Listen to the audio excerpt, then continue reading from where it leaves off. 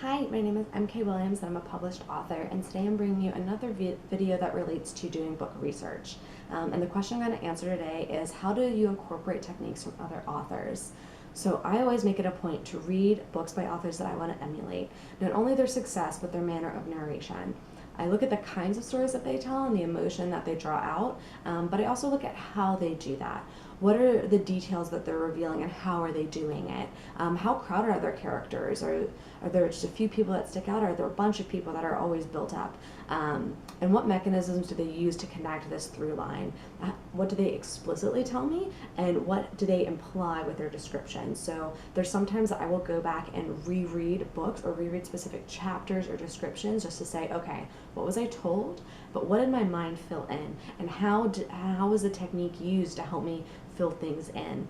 So, if there's a character that's been introduced, were they given a perfunctory explanation, or was I given one or two traits and my mind just shaded in the rest? And trying to understand the different levers that the author's pulling in order to do that and help paint that in my mind. So this is going to be different for you, obviously, with the authors that you like to read and the books that you want to write.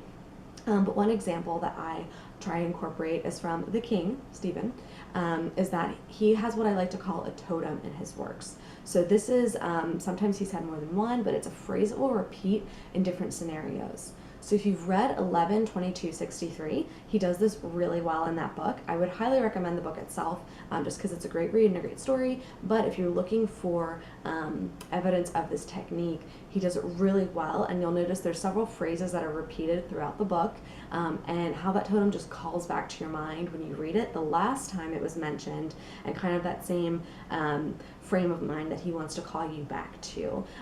It was done really well and really powerfully, and there's just so much finesse with it. So I try to read more of his work so I can see how he continues to do that, and I try to emulate that in my own work. So that's one really concrete example of how the research that I do by reading the authors I want to emulate has helped me to develop my skill in my craft.